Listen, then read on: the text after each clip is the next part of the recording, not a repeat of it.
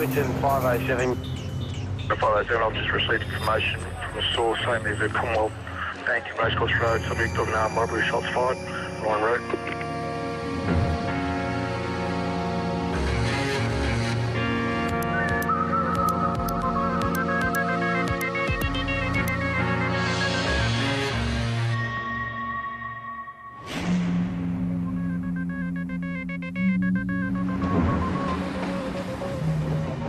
An armed robbery occurs every 90 minutes in Australia, and like a homicide, investigators rely on forensic evidence to help them catch the culprits.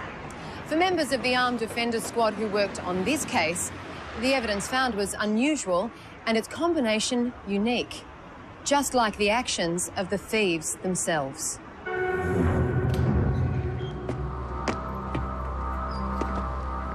Just before 10 o'clock, an armed cash carrier van arrived outside a disused bank in Flemington, an inner-suburban location of Melbourne, where guards were tasked to refill 2 automatic teller machines in a bunker inside that disused bank. Once the 2 guards had finished their security checks, Mohammed took up a position outside the bank to scan the street, while Rebecca retrieved 2 carry bags containing the money to use to refill the ATM machines. And it was at this time, as she was just entering the disused bank, that Mohammed had seen to his right 2 men jump out of the back of a red-coloured ute.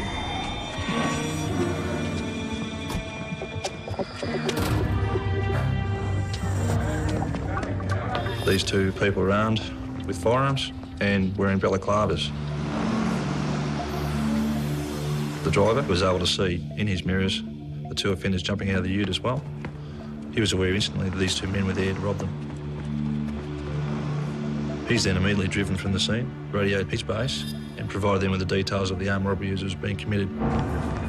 Both Rebecca and Mohammed have then ran into the bank, into the bunker room, and in their haste, haven't been in a position to lock the door. Give me the fucking money! The door to the bunker was flung open. Give me the fucking money now! A shot was fired, first by one of the offenders. Give me the fucking money now, come on!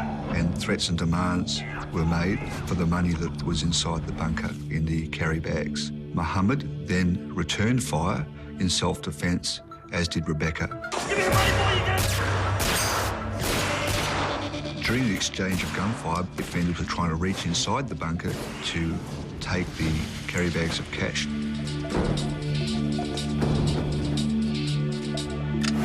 One of the bullets passed so close to Mohammed's head that he felt the shockwave and the heat of the bullet passing. At that point in time, Mohammed was in little doubt that he was going to die. Mohammed realised that he was down to 1 round left in his firearm. He realised that on the next opportunity that the offender presented himself, he was going to fire upon him. You fucking die!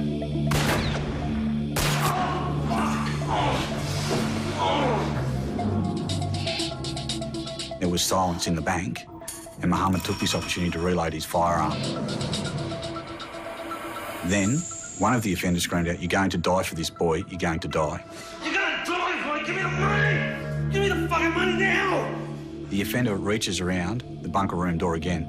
Rebecca recalls seeing a yellow rigger's glove reach for the cash satchel. She takes aim and fires upon the offender, believing that she hits him. There was a short pause, and it appeared to the guards that both offenders had left.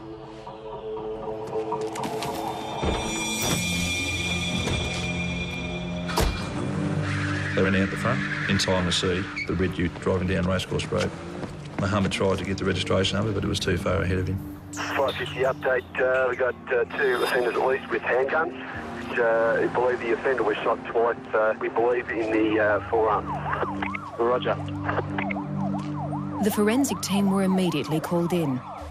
If the offender had been shot, then his calling card may have been left behind. Outside the bank, there was 2 pieces of wood located on the roadway. Those pieces of wood had a small amount of blood on them. There was also a small amount of blood on the tiles directly outside the bank as well.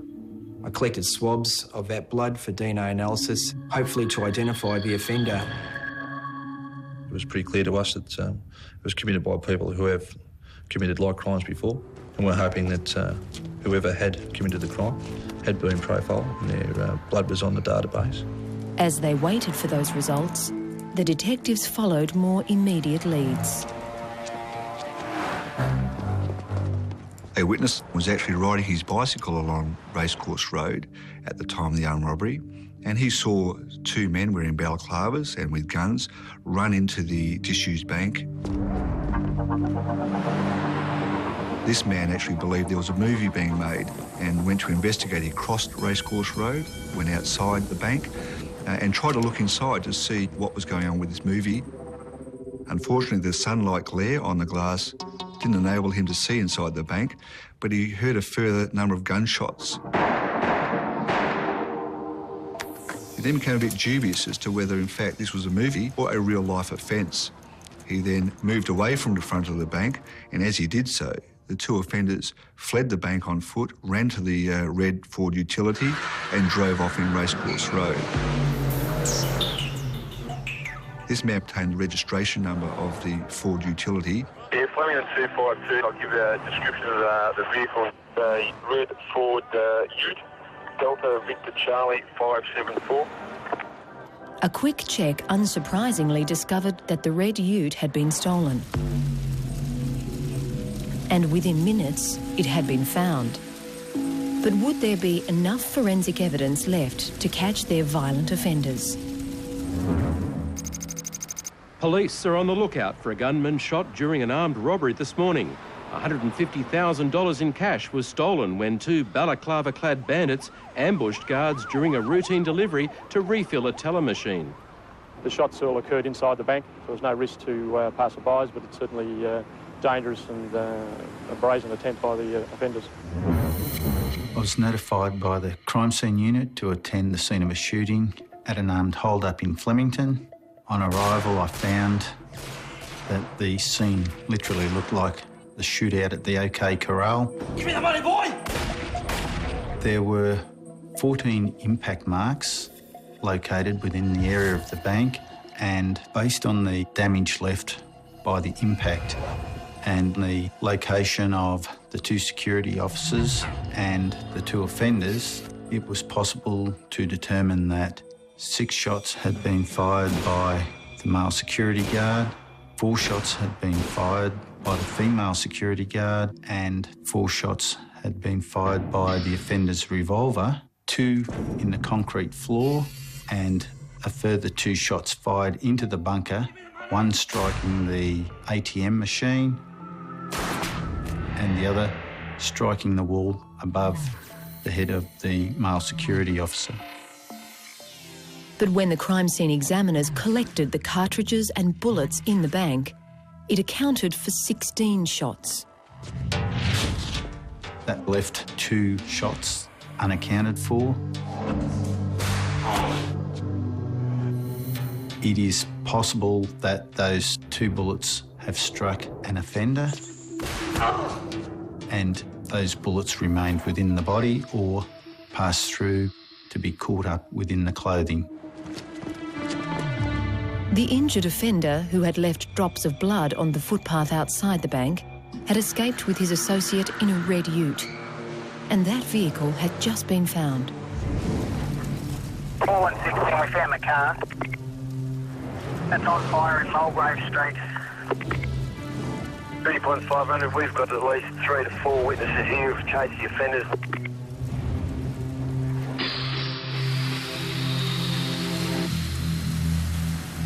When we arrived at Mulgrave Street at that secondary scene, we were approached by a witness who stated he was driving along Racecourse Road at the time the armed robbery was being committed. He stated he saw the 2 offenders leaving the bank and jumping into the red Ute. It was then that he decided to do a U-turn and began to follow this vehicle. He followed the red Ute into Eastwood Street and then into Mulgrave Street. And at one stage he actually thought about ramming that vehicle, but seeing the guns, he thought better of it.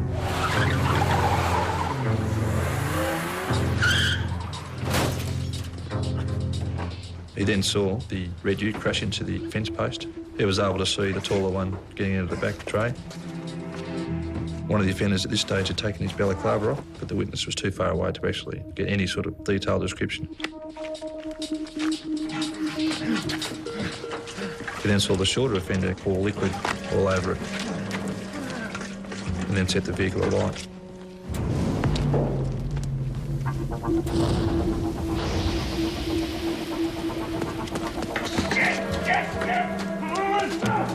The offender returned and reached into the back of the now burning ute and grabbed out what the witness described as a bag or something similar. So he then watched in amazement as this man ran off down the laneway carrying a bag with one hand and trying to put out the fire with the other. We've got two male offenders on foot who've headed south down the laneway off Mulgrave Street. It was clear that it was the intention of the offenders to deliberately light the fire in an attempt to destroy all forensic evidence. But unfortunately for them, the fire wasn't that successful. There were several clues left to investigators, being the wardrobe that was partially burnt and the 3 firearms in the ute. I think it was not the intention of the offenders to leave these firearms in the utility. It was the sheer panic and the injuries sustained by one of the offenders during the armed robbery, where they've cleanly forgotten to take the firearms with them. 610 Portable, we've got a trail of blood down the laneway. Permission from the 250 unit to follow that blood trail instead of waiting for a dog received. Roger, Flemington 252, go. 252, permission granted. 2 meters south of the ute, where it had crashed into a fence, there was a laneway. The laneway ran through to Smith Street. In that laneway, there was a blood trail that indicated one offender had been bleeding, and the amount of blood and the nature of it indicated that the offender had a substantial wound. We collected samples of that blood for subsequent DNA analysis. The blood trail ended abruptly at Smith Street, indicating that a further getaway vehicle may have been used. There's a pool of blood. It looks like they stopped here for a split second and maybe stolen another car. On the day of the robbery, we were contacted by the Armed Defenders Squad. I was asked to attend an address in Smith Street, Flemington. A witness had seen the 2 offenders running down a laneway and getting into a car outside a house. I've got a basic description of both those males. 16, go. One's around 185 centimetres tall. She told me that she'd seen 2 males. One of them had a balaclava on. The other male had nothing on his face, and she saw his face quite clearly. Second male, about 173 centimetres tall, hinged to medium build. He was late 30s to 40s, with short, straight, dark-coloured hair. I then conducted an interview with her to create a facial image of this male that was not wearing the balaclava. We produced the face, piecing it together like a jigsaw puzzle. We'll start off with the most distinctive feature of the face that the witness can remember, whether it be a hairstyle, a jaw shape, and we will then build that jigsaw puzzle together until we come up with a complete image. Creating the face image could take between 1 hour and a day, and so another significant observation by the witness was out on the police airwaves. All units, callers come through. Description of second vehicle that has been stolen. Registration is similar to Oscar Double Victor 442. Described as a white Holden Commodore mid-80s. Rego comes up to expired 83 Mitsubishi sedan from a car yard in Benalla. So then we started to wonder whether the plates had actually been stolen or the details that we'd been given were actually incorrect at the time. That led us to make a number of further inquiries and run variations of the number plates in relation to the numbers and letters that had been provided. As a result of these inquiries, it led to the discovery of a station wagon that had been stolen from the Middle Park area approximately 3 weeks earlier with the registration in QVV 442.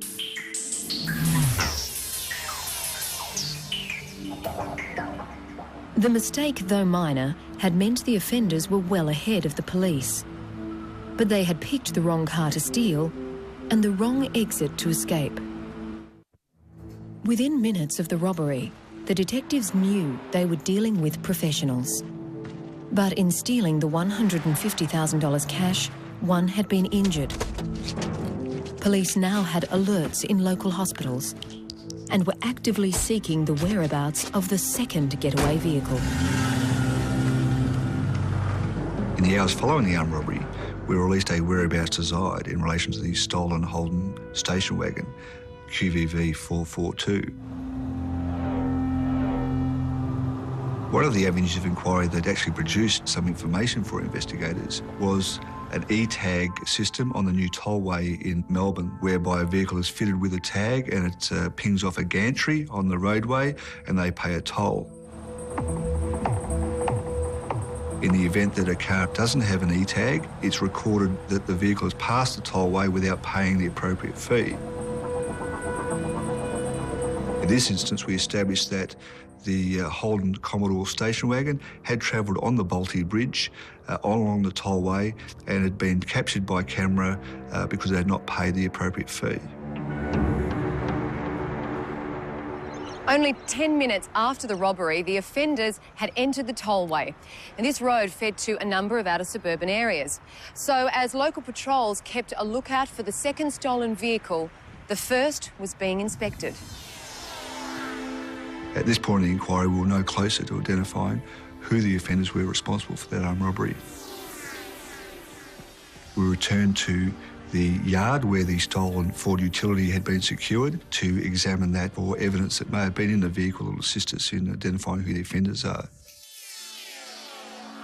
When we got to the Ford utility, we identified there was rope and a pair of riggers' gloves we believed to be worn by the offenders during the commission of the armed robbery. And when we spoke to the owner of the red Ford utility, the owner identified to us that a number of wheels and tyres that had been in the car when it was stolen were no longer there, and also told us that remnants of a burnt wardrobe that were in the back of the utility did not belong to him. We re-canvassed the neighbours from where the cars were stolen from. We weren't able to turn up anything else to enlighten us to the identity of the offenders involved. However, the guns that had been left behind in the burning ute were giving them a strong lead. About a week after the armed robbery, the ballistics section contacted us and gave us information about the 3 firearms that were found in Mulgrave Street with the utility. They advised us that the 2 firearms, being the 12-gauge shotgun and the .22 rifle, had their serial numbers ground out. What they did tell us was the serial number in the revolver was able to be retrieved, and they linked that to an armed robbery that had been committed in January of 2001. That was only 5 weeks before the one they were currently investigating. Security guards and bank customers were forced to the ground at gunpoint last night when thieves robbed an armour guard van in Toorak. This armed robbery was committed in similar circumstances in the fact that the 2 armed guards were about to do a refill on an ATM in Toorak when they were ambushed by 2 offenders at gunpoint. The guards, during the course of this armed robbery, were forced to the ground and had one of their firearms stolen, as well as the cash that they were about to refill that ATM with. Once we discovered that the revolver used in the Flemington armed robbery was stolen from a guard in a previous armed robbery, we were confident that we were dealing with offenders who had committed at least one other, if not more, armed robberies prior to the Flemington armed robbery. Their assumption appeared true. Like the gun, the blood found outside the bank had brought up a connection to another robbery, one that had remained unsolved for 5 years. The circumstances of that burglary were that 2 offenders had broken in after hours into the shopping centre itself. Had gone to the jewellery shop, broken an internal window and entered into the premises itself. They then smashed several of the display cabinets, and during the course of that, one of the offenders has cut himself. Upon investigating that jewellery burglary, the investigating police member obtained a sample of the blood. The jewellery burglary itself was a reasonably well-planned and executed burglary. A sum of about $50,000 worth of jewellery was taken. The problem was that while the blood from this jewellery heist and the robbery matched each other, it had not uncovered a criminal from the DNA database. The good news was that the face image had been completed. We put out a face system of one of the offenders together with a detailed description of the armed robbery to all police in Victoria and to armed robbery investigators in other states of Australia. It wasn't long before information started coming back into us that identified a number of persons of interest. As a result of the internal email that we'd sent out, which detailed the fact that an offender was injured and may be seeking medical treatment, We received information from our Crime Stoppers and local police in Rye that they had information that a person by the name of Brian Gardner of the Rye area was in fact sourcing medical treatment. Brian Gardner was known to the members of the Armed Offender Squad, although his history mainly consisted of burglaries and lower type offences. In the early stages, he wasn't considered a suspect owing to the escalation and violence of the armed robbery in Flemington. On the receipt of that information from Crime Stoppers in Rye, he became our #1 priority.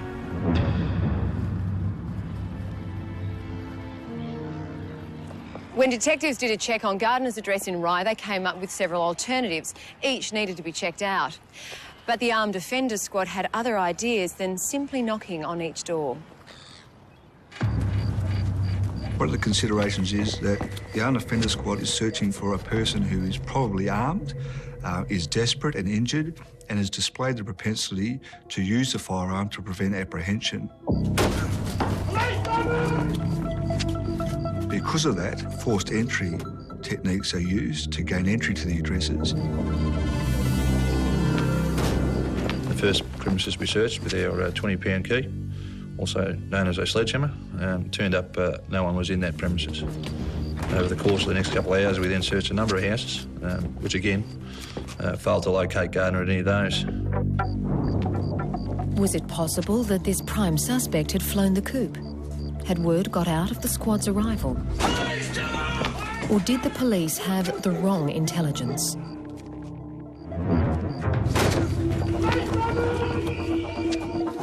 The Armed Offender Squad had raided several properties in which they believed their prime suspect may be hiding. Each was unsuccessful. We cordoned off the area of Rye, ensuring that all the entry and exit points to it were covered by Armed Offender Squad personnel, in case word had got around to Gardner that we were in fact searching for him and he couldn't leave the area and flee. We did have several other known addresses, so we then had those premises set off, and by that I mean we had members from the Armed Offender Squad conduct surveillance on those premises to see who came and who left. One of those houses was proving interesting. The two members were watching the address.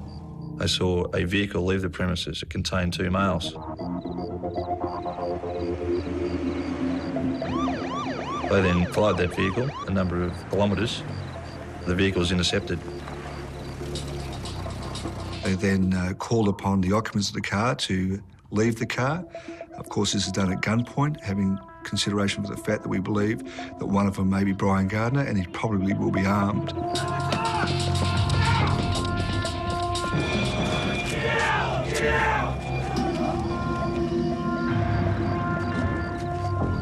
One of the squad members then approached the back of the car where he saw a person to be seen there covered in what appeared to be a white sheet. He was called upon also to get out of the car but stated he couldn't. Again, he was called upon, responding, "I can't, I'm fucked, my arms don't work." Are you Brian Gardner? The squad member identified this person to be Brian Gardner. We finally caught our man. So they then secured him and took the sheet off and searched for firearms, which they found none. At that stage, they observed that his injuries consisted of his right arm being in a sling and his left arm all bandaged up. He was then removed from the vehicle and then placed under arrest. The arresting members of Brian Gardner then asked him about how and the circumstances of how he got his injuries, and he explained to them that he was shot through his left arm, which went through. He explained that he was shot in his right arm as well, but he believed that the bullet was still stuck in there and it had broken his bones. He stated to them he had no great plan in regards to getting medical treatment, he just hoped they'd get better. Gardner was then immediately conveyed to the Frankston Hospital, accompanied by 2 members of the Armed Offender Squad. Whilst being treated at the Frankston Hospital for his injuries, Gardner admitted to the investigating members that he'd been shot by security. He didn't admit any circumstances of the armed robbery, location of the money or who the co-offender was. So at this stage we're back to square one and we needed forensic evidence to link him to the crime. Investigators obtained a swab from Gardner whilst in hospital, and this would be used to establish a DNA profile of Gardner and hopefully establish whether he was the person who deposited the blood at the crime scene in Flemington. Brian Gardner then went under surgery and a bullet was removed. It had completely shattered on entry, and so would be of no evidential value in the case. So as detectives eagerly waited for results of the DNA tests, the house Gardner was seen leaving was being searched. As a result of a search on that address, we found numerous painkillers, bandages, associated items in his bedroom, which he'd clearly been using to treat his injuries. Of significance, we also found a Fat Boy Harley Davidson in the lounge room. This bike appeared brand new, which showed to us that he'd come into some recent wealth. We then questioned his wife about that, and she said that they'd loaned a sum of about $25,000 to purchase that Harley Davidson. Again, we found this strange in the circumstances. We spoke with the previous owner of the motorcycle and obtained an amount of information from him. He told us that Gardner had tendered at his home address to buy the Harley Davidson some 2 weeks before the armed robbery. Gardner had paid a small deposit and told the owner of the motorcycle that he didn't have all the money but would get it shortly, and when he did, he would return and complete the sale of the motorcycle. Gardner then left. A couple of days after the armed robbery, Gardner's wife went back to where the Harley Davidson motorcycle was and again spoke to the owner and paid cash, a total of about $25,000 in $50 notes to the owner of the motorcycle. In conversation, in passing, Gardner's wife did mention to the owner that she couldn't wait to get it back to the home address so that Gardner would feel better when he saw it. So with the discovery of the bike, that explained at least $25,000 from the armed robbery. We still had a sum of money still outstanding. At this stage, we still had no idea where or what he had done with that money. In a bedside hearing, Gardner was charged with attempted murder, armed robbery and the theft of vehicles. And it wasn't long before that news was heard on the grapevine. The night of Brian Gardner's arrest turned out to be busier than expected. Investigators were notified later that evening that the vehicle that they were still searching for, the white Holden station wagon, had been located at the back of the bank in the rear car park, partially burnt out. It wasn't possible that the vehicle had been abandoned there before this night. This area was regularly patrolled. It's a very common area, which is patrolled by the local police on a fairly regular basis. We were quite happy with the fact that it was left there that night. There were two trains of thinking at this point in time. It was either the offender had thought that he had to get rid of all evidence still in his possession at this point in time, or it was a clear taunt to police. Catch me if you can. Are you Brian Gardner? Are you Brian Gardner? Yes. Brian Gardner was currently under police guard in hospital. So too was the white station wagon that had been used as a getaway vehicle in the armed robbery. It had just been found, dumped and partially burnt. Inside the station wagon, we found a number of tyres, pieces of wood. I found pieces of wood that had a floral pattern on them and some money boxes. The money boxes were the kind of boxes that are used to fill auto tellers, and they had labels indicating they were for the Flemington auto tellers. A large vinyl bag was also found in the rear of the car, and that was what the money boxes would have been normally been carried in.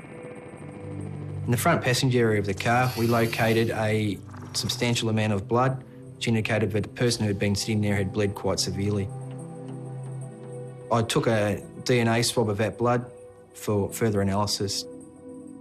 We formed the belief that the blood would have been put there by Brian Gardner as he sat in the passenger seat, being driven by his co-offender from the Flemington area after the armed robbery.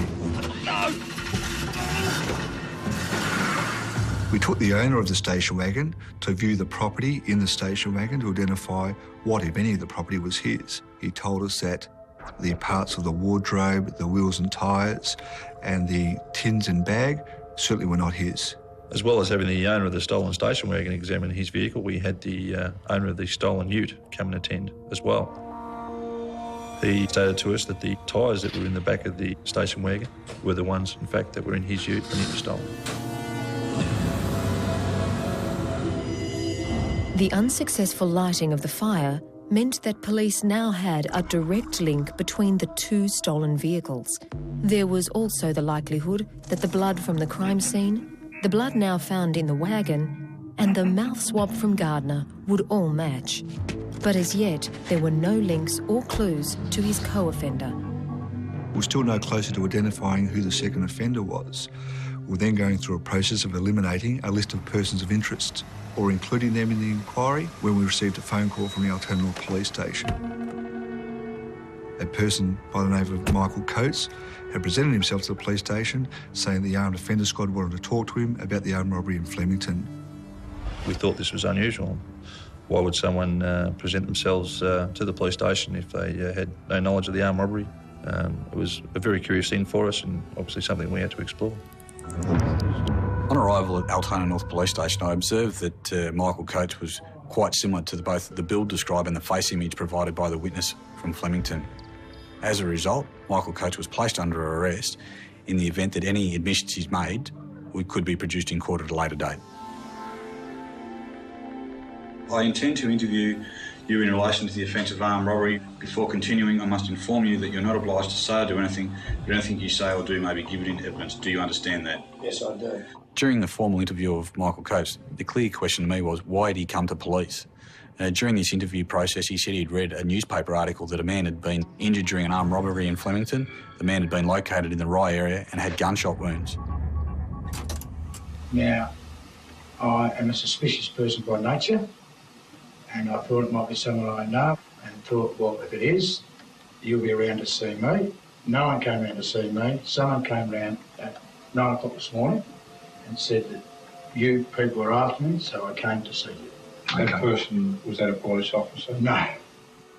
Okay, just so we're not speaking in riddles and we understand, the newspaper article, who did you, in your own mind, who did you think that person to be? No comment.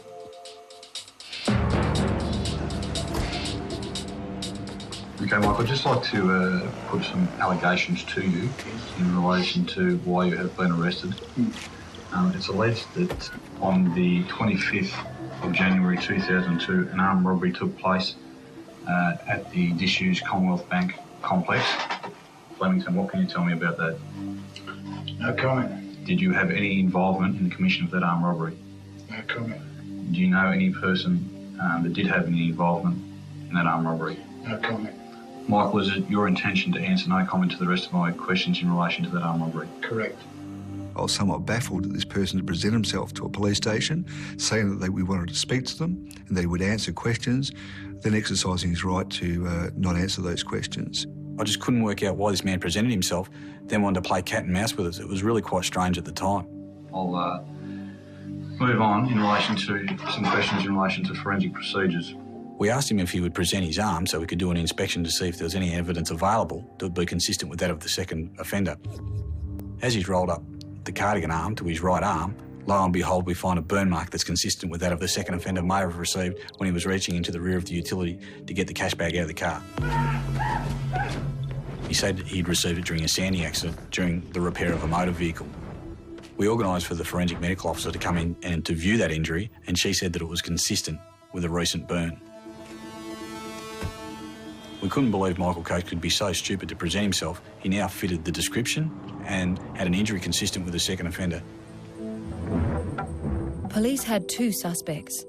Gardner, who admitted being shot, but not admitting that he had been at the armed robbery. And now Michael Coates, who had turned himself in, but hadn't.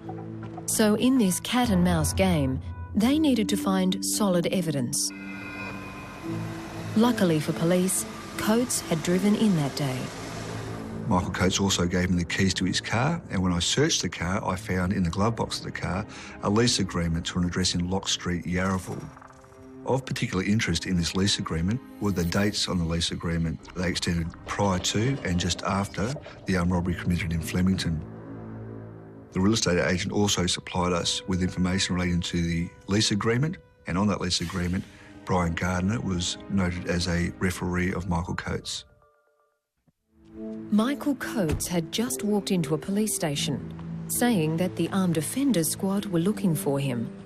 They weren't, but his appearance had now led them to search a house he had rented during the period that the armed robbery had occurred.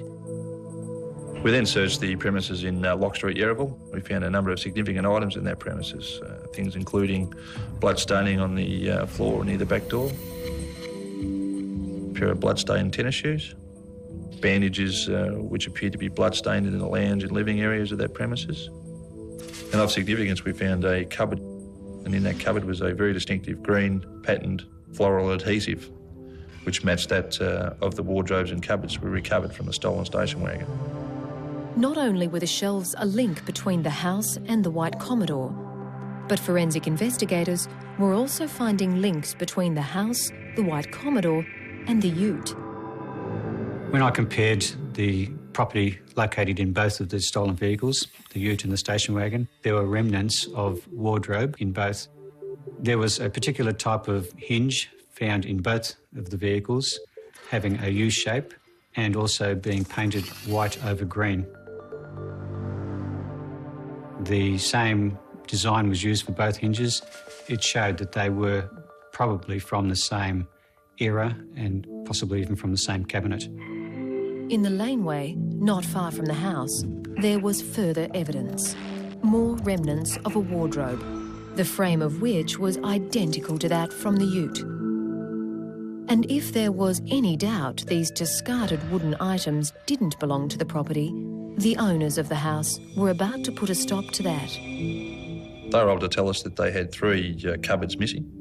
The same 3 cupboards had the distinctive green floral pattern adhesive on them. Those wardrobes in particular belonged to that address. That address at the time being rented by Michael Coates had all married up together. And the links didn't stop there. In the garage, which was attached to the rear of the premises, we found a piece of rope. That rope was immediately recognisable as being the same kind that we recovered in the back of the red ute. This rope had the same dimensions and the same twist and structure as the rope from the ute. So therefore, I could conclude that it was likely that they may have originated from the same source. Also in the garage were tyre impressions. One perfectly matched the tyre tread found on the White Commodore station wagon. But this car wasn't the only one linked to the property. Members of the Armed Offender Squad canvassed residents in Lock Street, Yarraville, and from that they identified a number of witnesses.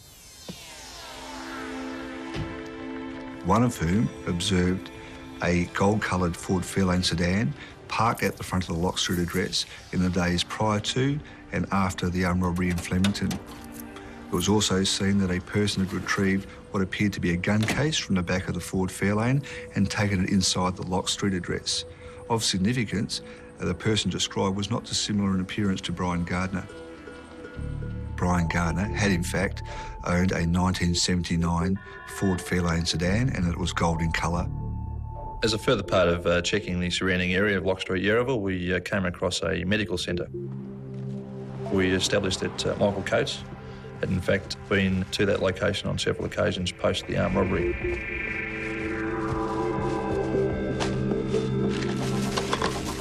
And received several scripts for painkillers. That was significant to us for the fact that it was pretty clear that those painkillers were bought in an effort to assist Gardner who'd been shot.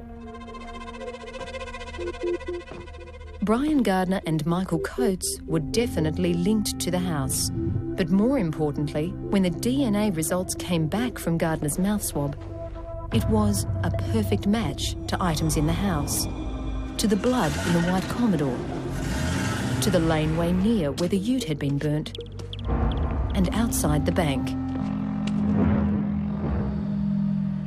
Brian Gardner had already been arrested and charged for the armed robbery and attempted murder of the 2 security guards. The blood sealed the case. Michael Coates, on the other hand, had been charged only as an accessory, but that was about to change. Having obtained all the evidence we had from Lock Street and the associated evidence, we then attended at the Smith Street address and spoke to the witness who saw the unmasked offender on the day of the armed robbery in question. We showed her a series of photographs in which she was able to identify positively Michael Coates as being the person she saw in the laneway on the day of that armed robbery. We now had significant evidence to link Michael Coates to his involvement in the commission of that armed robbery. We then went out to the Mount Street address, rearrested him and took him to the office of the Armed Offender Squad, where we gave him the opportunity to explain his actions if he wished to do so. Okay, Michael, it's alleged that you and the company with Brian Gardner attended at the disused bank, whereby you confronted two armoured guard employees doing an automatic telling machine refill. What do you have to say to that? Wasn't me. It's also alleged, Michael, that during these gunfight, that a quantity of cash in the vicinity of $150,000 was stolen from the guards at this time. What do you have to say to that? I know nothing about that. It's further alleged, Michael, that during this time, you have fled with Gardner to a stolen Ford utility, red in colour, that was parked out the front of the branch, registration DVC 574. What do you have to say to that? It wasn't me. This armed robbery was clearly well planned and well executed until the point where Brian Gardner was shot. At that point in time, things went tragically wrong. Their escape didn't go smoothly. They crashed the red utility, they set that on fire, they leave the guns behind. Initially, they leave the money behind. Michael Coates catches himself on fire. It all went wrong. They weren't in a position to dispose of the secondary vehicle. They had to hang on to that. Nothing went right from the time that they left the bank. Michael Coates was informally charged with armed robbery, attempted murder and theft in relation to the two cars used in the armed robbery and of the $150,000 stolen during the course of the armed robbery. He was then remanded in custody to spend time with Brian Gardner. Do you wish to say anything in answer to the charge? No comment. Do you wish to make a further statement in relation to this matter? No. I really have no reason why Michael Coates contacted police on the day when he presented himself at Altona North. There's obviously several schools of thought. One was that he was that arrogant that he believed that whatever we were able to find out would never be able to link him to the case in question. It still baffles me, and I'm sure sitting where he is now, he'll have a lot of time to think about it. But it certainly was his undoing by presenting himself to the police on that day. At their trial, both men contested the attempted murder charge. But Gardner, unlike his co-accused, pleaded guilty to the armed robbery and the theft of the vehicles. They were found guilty of those two charges, but acquitted on the attempted murder. Gardner was sentenced to 8 years imprisonment and Coates was sentenced to 7 years imprisonment. The Victorian Director of Public Prosecutions later appealed the leniency of these sentences, and the appeal was upheld, and new sentences of 11 years was imposed with a non-parole period of 8 years. Both Coates and Gardner are eligible for parole in the year 2010. Gardner was charged with the jewellery burglary, where he pleaded guilty and received a 12-month term of imprisonment. Unfortunately, we weren't able to produce enough evidence for the Turek armed robbery, and that case remains open. The two security guards involved in the Flemington armed robbery have left their jobs. Brian Gardner, who caused them to be so traumatised, has, as a result of his actions, been left with a damaged right arm. He may never be able to ride a Harley again. The remainder of the money is still missing.